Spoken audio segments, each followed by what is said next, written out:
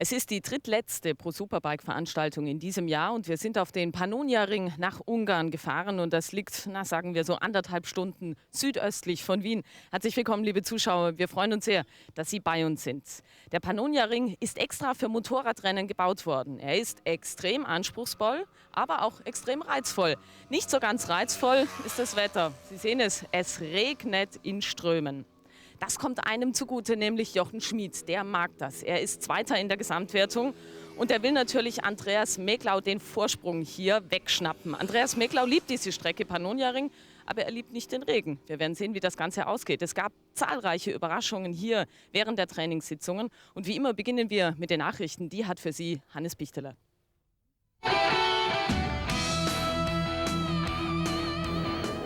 Wenn's läuft, dann läuft's. Das Familienleben ist sicher ein wichtiger Aspekt für die mentale Ausgeglichenheit des Meisterschaftsführenden Andreas Meklau. Läuft momentan und das ist, glaube ich, schwer zu erklären, aber ich hoffe, das hält an und die nächsten paar Rennen und dann wäre ich schon zufrieden. Eine schnelle Maschine vorausgesetzt, hat der Andi hier auf dem Pannonia-Ring reichlich Trainingskilometer abgespult, um diese Strecke voll im Griff zu haben. Ich würde sagen, es ist eine schwierige Rennstrecke. Also wenn man das erste Mal daherkommt, man hat eigentlich so ein Kurvenlabyrinth und es hört nicht auf, einmal links, einmal rechts. Man hat gerade keine Zeit zum Verschnaufen und man wird wirklich gefordert als Fahrer. Und dann sollte man eigentlich noch schauen, dass man eine gute Rundenzeit zusammenbringt. Und ich glaube, da braucht man sicher lange Erfahrung auf dieser Rennstrecke, sehr viele Testkilometer und dann kommt man auf wirklich eine gute Zeit. Und vielleicht ist das mein Vorteil heute an diesem Wochenende. Der zweitschnellste Österreicher im Training war völlig überraschend ein Gastfahrer. Auf einer PS-mäßig unterlegenen Honda VTR 1000 steht er auf Startplatz 9. Hallo, ich bin der Christian Zeiser. Ich fahre Honda Cup und fahre österreichische Meisterschaft Superbike. Ich fahre hier am Pannonia-Ring zusätzlich Pro Superbike, beide Läufe. Der Knaller schlechthin ist der 4. Startplatz eines Suzuki Deutschland Gastfahrers. Auf einer Vergasermaschine kam er bis auf 2000 Sekunden an den alten Fuchs und Teamkollegen Udo Mark auf der Einspritzer Suzuki heran. Hallo, ich bin der Christian Kellner, fahre in der Supersport normal für das Team Suzuki Laux. Und Suzuki Deutschland hat mir jetzt die Chance gegeben, dass ich am Pannonia-Ring das Ersatzmotorrad von Udo Mark fahren darf. Endlich ist die Männerdomäne Pro Superbike gesprengt. Mit Hilfe ihres Vaters Bert und ihrem Cheftechniker fährt die 21-jährige Katja Pönsken an diesem Wochenende zum ersten Mal eine schwergewichtige Zweizylinder Suzuki TL 1000. Der Einsatz von mir, das ist ein absoluter Privateinsatz. Das geht nur, also das läuft bloß mit mir und mit dem Rupert Beindl, der mir die Maschine vorbereitet hat und der sie auch hier technisch überwacht eben. Und zum Rupert Beindl bin ich gekommen, weil ich Super Mono fahre, Europacup mit seiner Maschine. Und ja, das Positive an der Maschine ist eigentlich das Fahrwerk. Da sind wir sehr überrascht, dass das doch auf Anhieb so gut funktioniert hat. Motormäßig haben wir noch ein bisschen Defizite im Gegensatz zu den anderen. Also uns fehlt noch einiges an Topspeed. Wir haben allerdings auch einen kompletten Standardmotor. Und ja, es funktioniert eigentlich alles ganz gut. Eine der wichtigsten Komponenten bei der Abstimmung einer Rennmaschine ist das Federelement, sprich der Stoßdämpfer. Wie muss sich der Laie nun den Service vorstellen, wenn der Fahrer mit einem defekten oder falschen Federbein daherkommt? Wird dies dann entsorgt oder komplett ausgetauscht? Es kann bei einem Ölenstoßdämpfer sicher nicht passieren, dass der zum Wegschmeißen ist. Diese Teile sind voll reparaturfähig. Es gibt jedes Ersatzteil einzeln. Es kann in jedem Fall repariert werden. Oder wie es hier bei den meisten Fahrern ist, eben speziell auf den Fahrstil, auf die Bedürfnisse des Fahrers und auf diese Rennstrecke abgestimmt werden. Der Pannonia-Ring ist eine reine Motorradrennstrecke. Was empfiehlt der Fachmann speziell hier?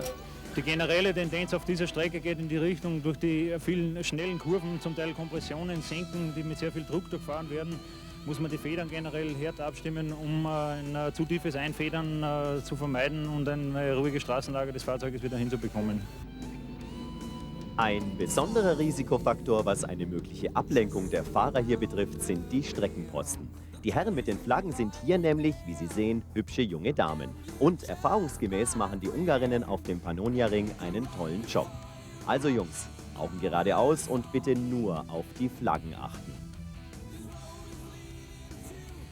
Wenn Sie gleich verbissene Gesichter sehen, gehören die den Teilnehmern des gestern abendlichen Radrennens von Fahrern und Teammitgliedern.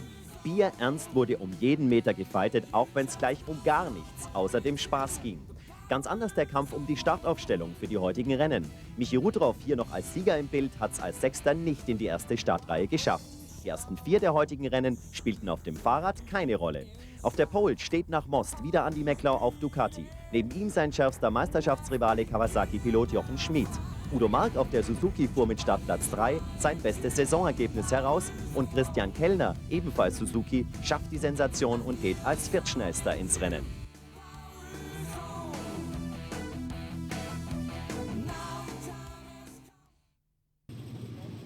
In wenigen Minuten geht es los hier auf dem Pannonia-Ring. Das Wetter ist immer noch so, Sie sehen es regnet in Strömen. Wir kommen gleich natürlich zu den bekannten Informationen zu den Fahrern. Jetzt wollen wir erstmal hören, was sagt Markus Barth. Der bekam nämlich zu spüren, dass das Handling der Pro Superbike-Maschine wahrlich nicht einfach ist. Ja, ich mag eigentlich die Strecken, die fahrerisches Können abverlangen. Nur ich hatte einen Sturz und er hat mir ein bisschen zugesetzt. Habe jetzt ein bisschen Respekt vor dem Motorrad und kam so jetzt im zweiten Training, auch durch den Regenschauer, nicht so richtig in die Gänge.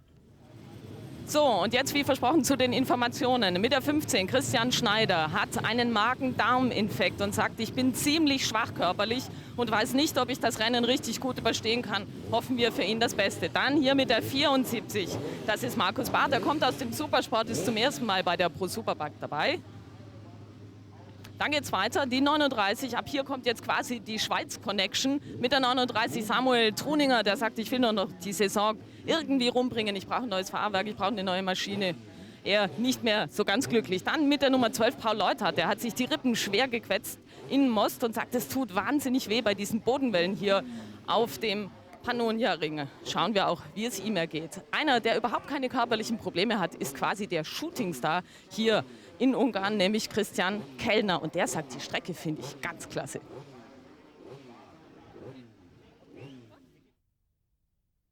Ja gut, der Pannonia-Ring hat ziemlich viel Kurven, also man braucht ziemlich viel Kurvenspeed und ich komme aus der 125er Klasse und jetzt dieses Jahr fahre ich 600er und ich glaube, dass ich das Ganze einfach nur das runde Fahren ein bisschen drin habe bei mir. Und weiter geht's mit den Informationen. Die 46, Janosch Wensch, ja, sagt, mir fehlt die Power und das ist so schade, weil die Strecke ist geradezu zugeschnitten auf mich. Dann hier die 42, Sebastian Fitztum sagt, oh mei, die Abstimmung war gar nichts hier beim Training. Auch noch die falschen Reifen. Taktik für ihn, er sagt, ich muss einen guten Start hinlegen und dann kriege ich das irgendwie gebacken. Dann mit 28, Juha Berner. Der findet, der konstant fährt in dieser Saison. Er ist Achter in der Gesamtwertung und liegt nur einen Punkt hinter dem Spanier Ruben Xaus. Und den will er ihm heute unbedingt abluchsen. Und dann hier mit der 10, Detlef Guderian. Er hatte Probleme mit den Bremsen. Er sagt, sie pulsieren irgendwie richtig. Aber er sagt, ich kann hier mehr schaffen als Rang 13. Und einer, der hier nicht mal Rang 13 will, sondern nochmal einen Doppelsieg, um damit in der Meisterschaft schon richtig vorne zu liegen, ist Andreas Mecklau. Und er hat den Durchbruch endgültig geschafft in dieser Saison. Wo ist der? Von da ab und ja, die letzten paar Läufe, die waren halt für mich eigentlich perfekt. Anfang des Jahres ja, hat es halt Probleme gegeben oder zumindest Wochenende, wo halt nicht alles passt. Aber ich habe trotzdem fleißig punktet und das ist wichtig. Es wird sicher irgendwann noch ein Wochenende kommen, wo es nicht immer klappen wird. Und hier kommen wir immer zum Tipp des Tages, präsentiert von PS, dem Sportmotorradmagazin. Neben mir steht Helmut Ohner von der Kronenzeitung. Herr Ohner, wie geht's aus? Bei diesem Wetter erwarte ich mir ein ganz spannendes Rennen, wo vielleicht 4, 5 Fahrer für den Sieg in Frage kommen. Mein Tipp ist aber Andreas Mecklau. Der Österreicher ist mit seiner Remus Ducati in einer bestechenden Form, deshalb wird er gewinnen. Zweiter, dritter, nur schnell die Namen noch? Zweiter, dritter, also zweiter sicher Schmid und dritter schätze ich Kellner. Gut, danke. Und jetzt gehen wir ganz schnell ab zu Hannes Bichteler. Wir begrüßen Sie ganz herzlich hier am Pannonia-Ring im schönen Ungarn. Das Wetter könnte hier heute für eine ganz spezielle Dramaturgie sorgen und daher erwarten wir uns 2 spannende Rennen. Und damit werden wir relativ gleich in die Startaufstellung gehen, während die Fahrer hier auf der Auffallrunde sind. Hier auf der Pole zum zweiten Mal nach Most Andi Mecklau. Er kennt diese Strecke sehr gut und daher kam er auch gut zurecht. Jochen Schmid, der alte Beißer, dann neben ihm. Er war der Schnellste heute Morgen im Warm-up. Also er kommt in der Nässe sehr gut zurecht, ist hoch motiviert. Dann Udo Mark, Bei ihm scheint der Knoten etwas geplatzt zu sein. Er hat es wieder in die erste Startreihe geschafft, auf den 3. Platz. Vielleicht auch motiviert von seinem jungen, neuen Teamkollegen, dem Gastfahrer Christian Kellner, der gerade mal um 2000 Sekunden im Training langsamer war als er. Damit ein Blick in die 2. Startreihe. Da steht der amtierende Meister Christa Lindholm, immer noch schwer gehandicapt aufgrund seines Sturzes vom Training in Oschersleben. Neben ihm der Schweizer Roger Kellenberger, die Power Racing, dann der junge Spanier Ruben Xaus und der Haudegen Michi Rudroff. In der 3. Reihe dann Christian Zeiser, ebenso ein Gastfahrer, der junge Südafrikaner Gianni Akerold vom Team Green, Teamkollege von Jochen Schmid, Robert Hüber, der Beste in der Privatwertung, neben Juha Berner und Harald Kitsch, beides Piloten Hüber und Kitsch, die in der letzten Rennen sehr gut in Form gekommen sind. Dann in der 4. Startreihe Detlef Guderian, Juha Berner, der Finne Sebastian Fitztum vom Remus Racing Team und János Weg, der Ungar. Also ein Heimspiel für ihn. Dann in Reihe 5 Christian Schneider, Markus Barth, ebenfalls ein Gastfahrer beim Team Alpha Technik Suzuki, der Schweizer Samuel Truminger und Paul Leuthardt, ebenso aus der Schweiz. In Reihe 6 Hartmut Skora, Volker Grumme, Johann Wolfsteiner und Manfred Kainz. Den 7. dann Norman Manz, Heinz Blatatzis, Markus Bordin und Laszlo Paap, Gastfahrer hier aus Ungarn. Ali Gütusch, Gisbert Split, Jörg Schmid und Raimo Kesseli in der 8. Startreihe. Und in der 9. Katja Pönsken auf der 1000er Suzuki und Toni Rechberger. 34 Fahrer haben sich heute für die beiden Rennen qualifiziert. Am Freitag, da gab es bereits ein freies Training im Nassen, während wir hier nun die Wetterverhältnisse sehen. Es ist nicht allzu kalt, allerdings es regnet noch leicht, also die Strecke wird wohl kaum im ersten Lauf abtrocknen. Ja, und deswegen konnten die Fahrer sich schon etwas abstimmen, aufregen. Gestern war es komplett trocken zunächst und im 2. Zeittraining dann musste bereits in der 3. Runde abgebrochen werden wegen Regen hier. Andi Mecklau im Bild im weißen Regenkombi und neben ihm Jochen Schmid. Das sind die 2 Leute, die um den Meistertitel fahren, sage ich jetzt mal. Der Jochen Schmid liegt 19 Punkte hinter dem Andi zurück. Das Feld steht, in wenigen Sekunden erwarten wir den Start hier auf dem Pannonia-Ring in Ungarn, dem 6. letzten Lauf der Meisterschaft. Wir haben noch Rennen am Nürburgring und am Hockenheimring, also die drittletzte Veranstaltung hier. Die Ampel ist eingeblendet auf Rot. Und grün, der Start ist erfolgt. Udo Mark scheint gut weggekommen zu sein, aber ich sehe im Moment den Jochen Schmid vorne. Geht's in die erste rechts? Ja. Das ist der Jochen, dann Andi Mecklau und war das schon Roger Kellenberger, der sich neben ihm schob. Ja, Roger Kellenberger, Udo Mark, dann Christa Lindholm. Nein, Christa Lindholm noch vor dem Udo. Ruben Xaus, der versucht hier außen am Udo vorbeizugehen. Alles noch relativ verhalten, hier möchte sich keiner langlegen. Es ist eine reine Motorradrennstrecke hier, der Pannonia-Ring. Sie werden auch gleich sehen, wenn Sie genauer hinschauen, hier gibt es keine Curbs. Hier sind also die Kurven nur aufgezeichnet. Richtige Curbs gibt es nicht, was nicht bedeutet, abgesehen von einigen wilden Piloten, die da doch mal die Kurve etwas abkürzen. Und Jochen Schmid setzt sich schon ein bisschen deutlich in Führung. Dann Andi Mecklau und Roger Kellenberger. Michael, ist der Roger Kellenberger ein spezieller Fuchs im Regen? Ja, also es hat sich schon heute Morgen abgezeichnet im Warm-up, dass der Roger wirklich gut gegenhalten kann. Und der Andy, der hat bei Regen so ganz klein bisschen, ich will nicht sagen einen Nachteil. Bei Regen ist viel im Kopf entschieden oder wird viel im Kopf entschieden. Und er muss jetzt wirklich alles sehen, dass er ein bisschen dranbleiben kann, damit die Punkte nicht davon schwimmen. Also er darf sie nicht überreizen, denn es sieht so aus, als ob der Jochen hier wunderbar zurechtkommt. Er war auch schnellster heute Morgen im Warm-up. Ja, im Warm-up hat er sogar noch mal Reifen getauscht. Er hat 2 verschiedene Reifen probiert heute Morgen. Er ist super motiviert für diese Verhältnisse und man sieht es hier, er ist 2 Sekunden auch schneller gefahren als Roger Kellenberger, der hier wirklich super vorbeigeht. Kann Ihnen vorbeigehen, der Andi hat es gerade noch gemerkt. Einen kleinen Wackler hat er da noch, wie er die Maschine umlegen wollte.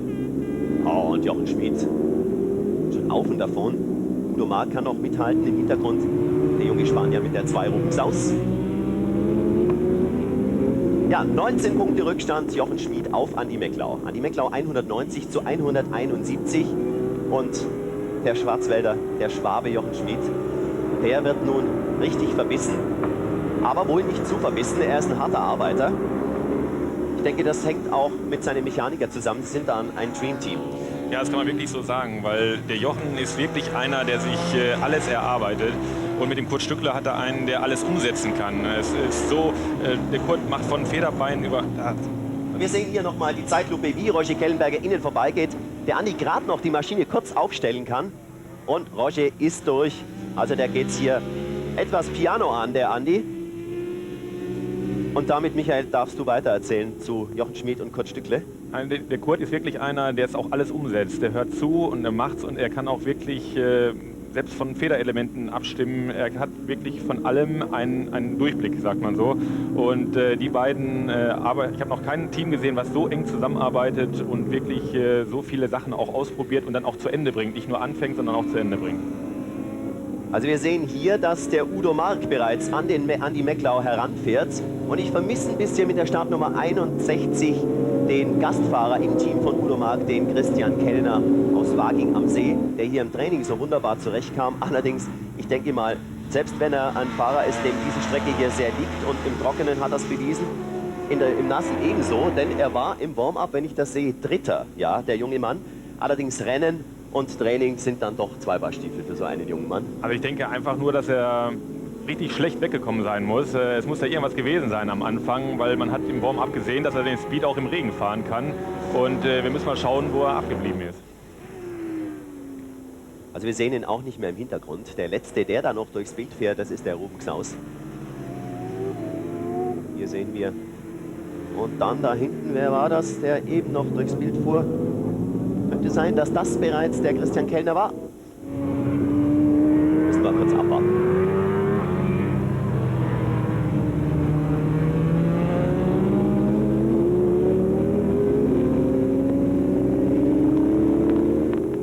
Also der Udo Mark, der lässt sich hier nicht abschütteln von dem Andi Mecklau. Er haderte ein wenig mit dem Schicksal, der Udo, vor diesem Rennen. Am Freitag wurde er dann vom Teamchef gefragt, was ist los? Und es ging wieder um die Einspritzer und der Jürgen Zürn, der bot ihm auch an, auf die Vergasermaschine zu wechseln. Das wollte er dann schließlich doch auch nicht. Was meinst du, woran liegt es gerade beim Udo, dass er also die Lücke nach vorne in der Meisterschaft nicht schließen kann? Es sind viele Kleinigkeiten. Es sind wirklich viele Kleinigkeiten. Er hat mit seiner Verletzung natürlich, ich will nicht sagen noch zu kämpfen, aber bleibt auch etwas... Die Suzuki ist, im Moment steht sie so ein bisschen. Und hier geht der Udo, wenn wir gerade davon sprechen, am Andi Mecklau vorbei. Der wird immer mehr durchgereicht, kann man jetzt noch nicht sagen. Also dazu, er kann jetzt hier noch ein bisschen dagegenhalten, aber der Udo ist auf der inneren Linie, also auf der besseren. Der Udo ist eigentlich auch als guter Regenfahrer bekannt und nur die Suzuki, die Entwicklung steht jetzt im Moment so ein bisschen und ja, sie müssen wirklich, wenn sie noch nach vorne wollen, alles dran geben, dass es auch funktioniert. Und hier mach mal das Manöver. Da kommt der Andi sehr weit raus. Er slidet etwas. Übrigens, liebe Zuschauer, der im Hintergrund mit der 61 hinter dem Ruben Knaus, das ist der Christian Kellner. Also, wie du sagtest, Michael, er ist wohl am Start sehr schlecht weggekommen, aber jetzt kommt er ganz gut zurecht und kann da noch mithalten. Noch vor dem Michi Rutroff, den man da auch noch ganz im Hintergrund erkennen konnte. Und schauen Sie an, wie weit der Jochen Schmid bereits weg ist. Der ist gleich aus dem Bild gefahren und ich denke, das ist doch psychologisch immer schon ganz wichtig, oder? Dass der Hintermann den Vorderen nicht mehr sieht. Ja, der Jochen hat, wie gesagt, heute Morgen auch durch diese 2 verschiedene Reifenwahl, er hat sich schon wieder einen kleinen Vorteil erarbeitet. In nur 15 Minuten hat er zweierlei Satzreifen ausprobiert und er hat auch mit über 2 Sekunden Vorsprung heute Morgen schon gezeigt, wer Chef im Ring ist. Und jetzt setzt er es einfach um und fährt kontinuierlich pro Runde mindestens 1 Sekunde schneller als alle anderen. Und der Udo Mark kommt dem Roger Kellenberger allmählich näher. 11 Runden werden hier gefahren auf diesem 4,7 Kilometer langen Kurs mit 11 Rechts- und 7 Linkskurven. Höchstgeschwindigkeit bei Start und Ziel um die 260 Stundenkilometer. Und die Strecke wird allgemein von den Fahrern als recht anspruchsvoll beurteilt. Es ist hier recht schwierig zu fahren, weil alles so eben ist. Man hat keine Bordsteine, wo man sich ran orientieren kann. Es ist schwierig, den Einlenkpunkt zu finden, wann man praktisch endlich in die Kurve einlenken kann. Und jetzt hier bei Regen, der Kurs hat eigentlich relativ viel Grip, aber man muss aufpassen an den Außenrändern, stehen ab und zu so Pfützen, weil es sind alles so langgezogene Wellen, also keine so kleine hintereinander folgenden, sondern langgezogene Wellen, wo auch schon im Training viel am Fahrwerk probiert wurde. Also Sie fahren natürlich alle hier mit einer recht weichen Abstimmung, natürlich im Regen, wegen dem Grip. Sind auch viele eben, wie du sagtest, schon langgezogene Kurven, wo man teilweise im Drehzahlbereich zwischen 7.000 und 14.400 geht es dann hoch und das alles in einem Gang. Hier Udo Mark, der noch an Roger Kellenberger dran ist. Gibt es hier nun im Regen spezielle Unterschiede, Michael, zwischen den 2- und den 4-Zylinder-Maschinen? Eigentlich ist dieser ganze Kurs eigentlich eine Zweizylinderkurs. Während hier Ruben Xaus vorbeigeht. Und hier haben wir Christian Kellner mit der 61 kurz im Bild gehabt. Da wieder Udo Mark.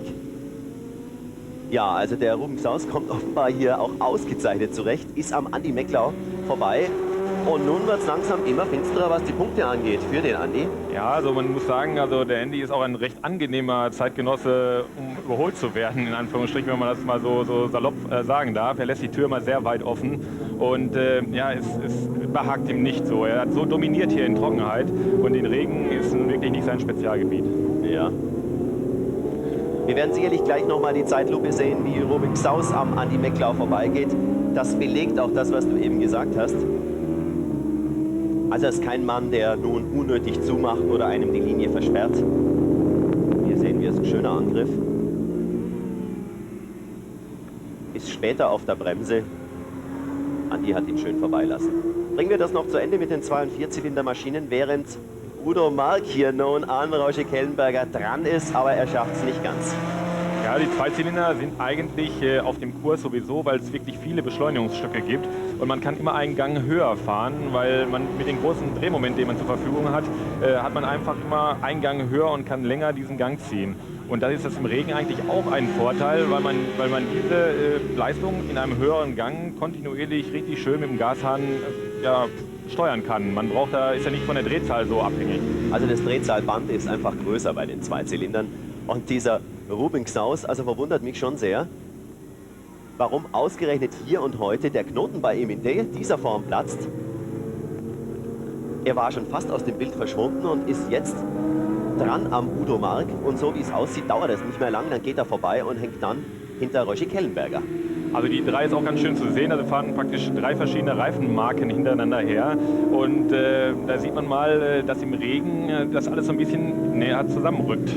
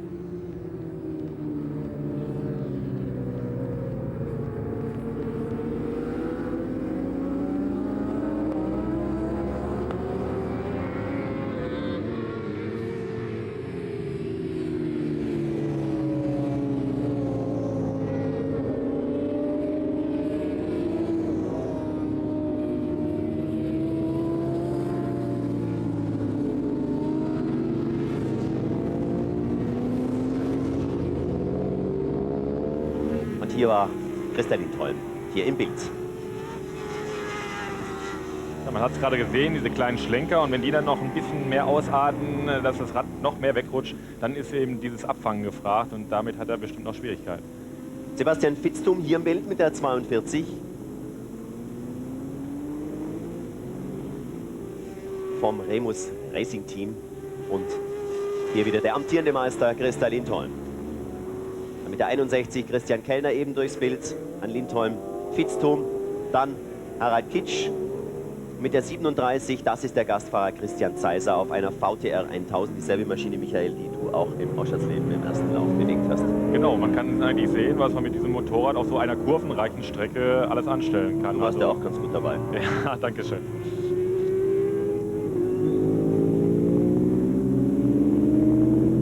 Also ein hartes Stück Arbeit für den Christa.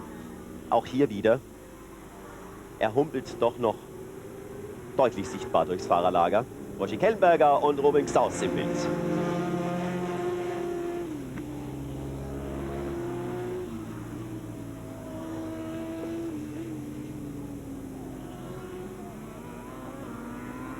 Also die liegen noch ganz schön eng beieinander, die ersten 5. Also der Udo ist jetzt gerade irgendwie, muss ihm was, irgendwas muss passiert sein, weil er ist jetzt auch vom Andy noch überholt worden. Weil in der Runde ist er praktisch von 2 Stück überholt worden, und das ist nicht normal. Also irgendwas muss sein, oder er muss irgendwo einen Verbremser gehabt haben. Ja, hier sehen Sie ein Bild.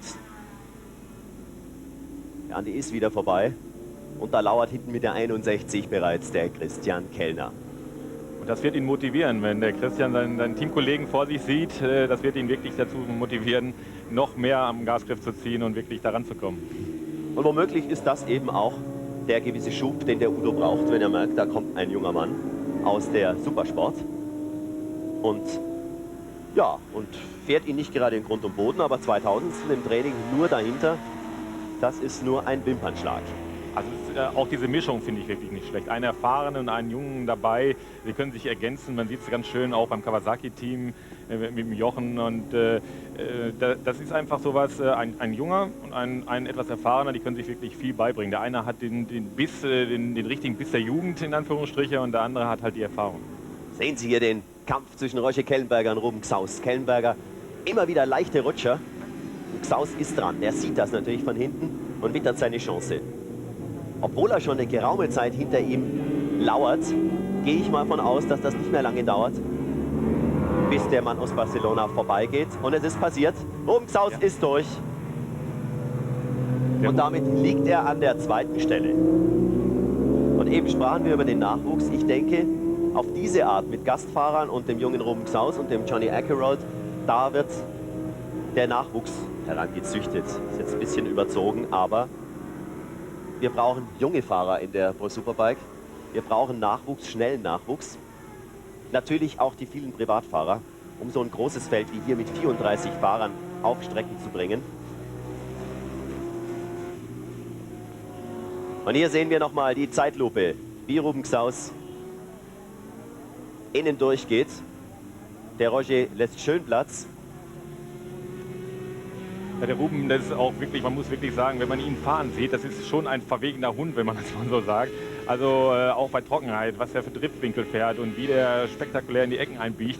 Also es ist schon einer der Zukunft. Man muss ganz klar sagen, da ist wirklich eine Bereicherung der Pro Superbike mit diesem Und ich glaube aber, auch wenn er jetzt zum ersten Mal hier in der Pro Superbike dabei ist, aber er war im letzten Jahr hier schon am Pannonia-Ring. Also er konnte hier schon mal fahren. Also die Rennstrecke ist nicht ganz neu für ihn. Ruben Xaus ist hier, glaube ich, noch nicht gefahren. Also ich habe im letzten Jahr, habe ich ihn hier nicht gesehen. Aber der Johnny Akeroyd. Der Johnny Akeroyd, der kommt mit dem Kurs nicht so klar, muss man wirklich sagen. Es ist sonst weiter vorne zu finden, und er hat bei Trockenheit schon seine Probleme, obwohl er schon mal hier war. Er mag den Kurs nicht ganz so, muss man wirklich sagen.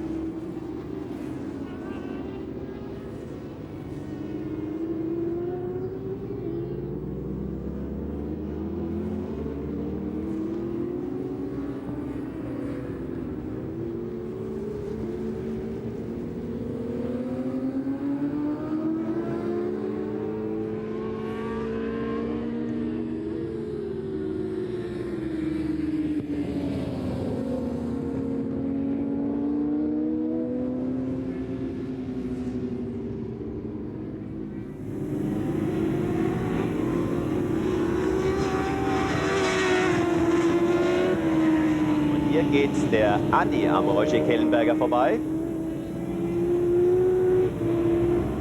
Also, der kann wieder einen Platz gut machen und liegt nun an der 3. Stelle. Ich begann eben schon zu rechnen, wie es nun aussieht, wenn der Jochen gewinnt und der Andi bis auf 5-6 zurück. Dann wäre nämlich plötzlich wieder Punkte Gleichstand, aber er kann noch mal beißen. Also es überrascht mich auch, man muss wirklich sagen, also die Meisterschaft, die sitzt ihm doch schon im Nacken, in Anführungsstrichen. Er möchte die Punkterückstände nicht so groß werden lassen. Und dass er den Roger hier nochmal angreift und auch überholt, das ist wirklich aller Ehren wert. Und ganz interessant hier dieses Duell mit der 17 Udo Mark und dann dahinter sein junger Teamkollege, der Christian Kellner mit der 61, der immer näher kommt. Also offenbar möchte er hier dem Udo ein Schnäppchen schlagen.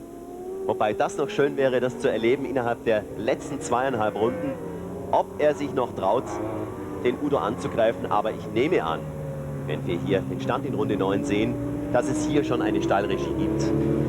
Ich bin ja nicht ganz so von überzeugt, dass es eine Stallregie gibt, obwohl es gut wäre, weil Udo hat einfach noch die Chance nach vorne, auch wenn es eine wirklich theoretische ist. Aber man sieht jetzt in den letzten 2 Runden ist der Christian gut rangefahren und naja, wir werden sehen, ob es eine gibt. Ja, 73 Punkte liegt der Udo schon zurück, also da müsste der Jochen und der Andi schon mehrere Male ausfallen und der Udo 3 Läufe in Serie gewinnen.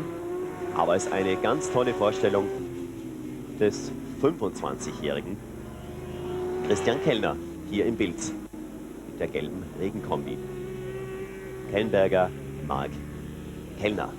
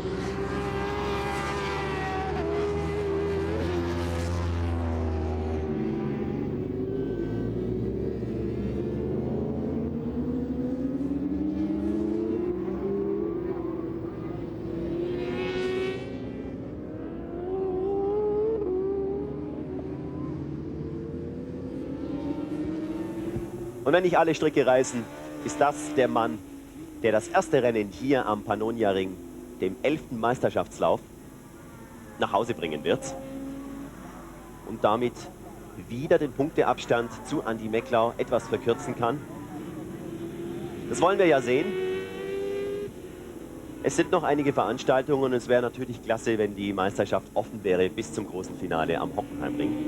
Man muss auch wirklich sagen, wer so perfekt sein Bike beherrscht hier beim Regen und jetzt macht er schon ein bisschen was für die Galerie, ja, der soll auch gewinnen, weil es ist eigentlich eine super Vorstellung, wie er sein Bike hier im Griff hat.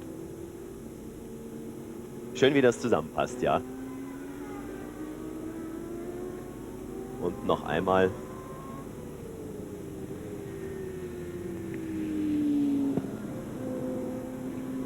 Und es geht dann in die letzte Runde.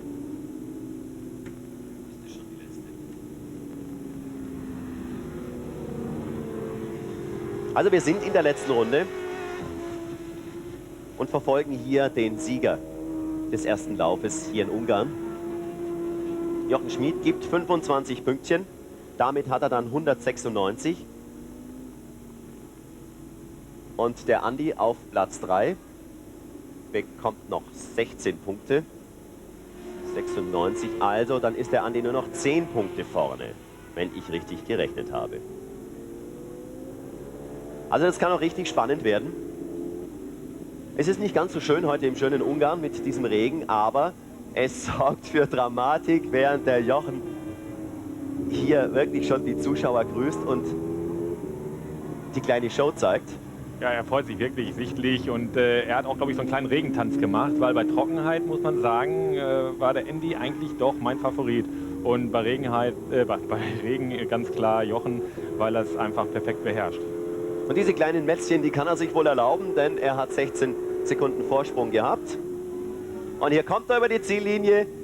Der erste Lauf hier am Pannonia-Ring geht an Jochen Schmid vom Team Green Kawasaki.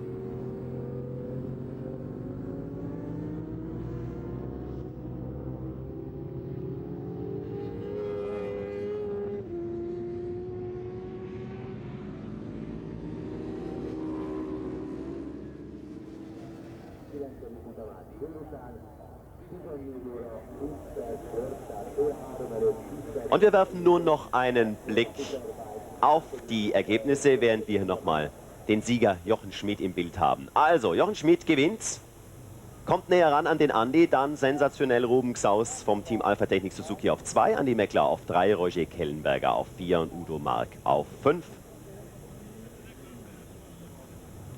Auf 6 dann Christian Kellner. Ebenso ein fantastisches Ergebnis für ihn. 7. Platz noch für Christa Lindholm, muss er wohl auch zufrieden sein. Tolles Ergebnis für Sebastian Fitztum, der beste Privatier heute. Harald Kitsch ist noch mit dabei und dann Christian Zeiser. Und neben uns steht Andreas Meklau. Andreas, am Anfang, du bist nun mal keiner, der den Regen mag, hat man es ein bisschen gemerkt. Wie hast du dich gegen den Regen im Kopf durchgesetzt? Ich glaube, es war jetzt eine Kopfsache. Ich habe mich wirklich konzentriert und ich glaube, ich habe einmal schon gutes Vertrauen gehabt in Regen, aber das ist halt einfach weg wieder einmal. Ich bin am Nürburgring gestürzt und das muss man sich auch arbeiten wieder. Und ich glaube, jetzt bin ich schon langsam am Weg zurück und es hat passt. Es hat passt, genau. Vielen Dank, Andreas. Machen wir gleich weiter mit dem Ruben. Ruben, congratulations. You told me yesterday, I don't like this track so much. What made you change your mind? You're in the second place. Yeah, it was a good start today.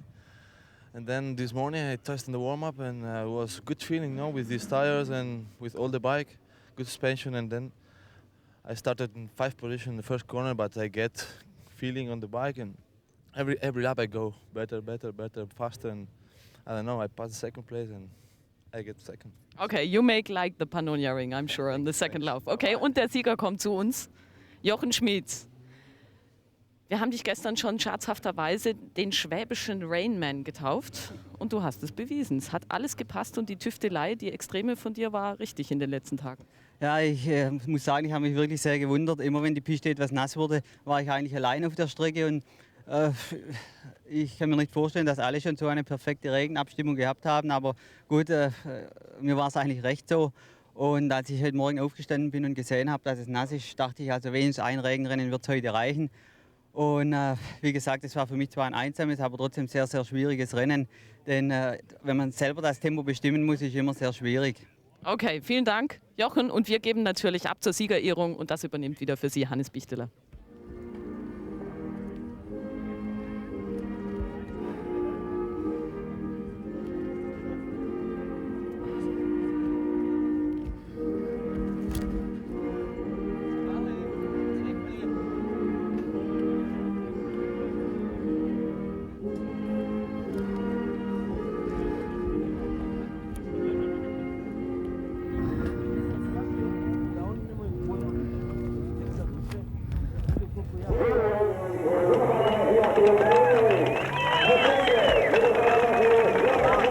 sehen wir die drei Heroen im Regen in der Mitte, der Gewinner des ersten Laufes, Jochen Schmid.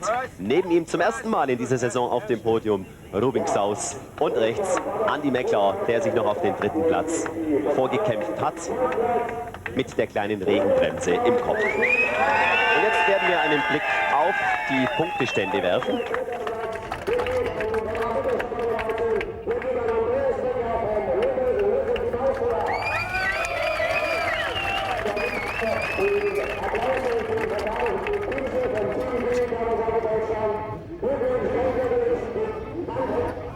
Das Bild des Siegers. Und hier sind sie. Sie sehen es 206 zu 196, also ist wieder rangefahren, der Jochen. Spannender können wir es uns nicht wünschen. Dann Christa Lindholm, 166. Das ist nach vorne hin doch schon einiges. Roger Kellenberger abgeschlagen. Ich sage jetzt auch mal, Udo Mark ist weg in Sachen Meisterschaft. Da müsste er schon noch alle Läufe gewinnen. Platz 6, Ruben Xaus. Mit diesem zweiten Platz hat er einen guten Sprung nach vorne gemacht. Dann der junge Gianni Akerroth, Juha Berner, Robert Hüber, Harald Kitsch. Die besten Privatiers. Da ist der Juha Berner, der Finne, immer noch vorne. Und damit geben wir zur Conny und zu unserem Gewinnspiel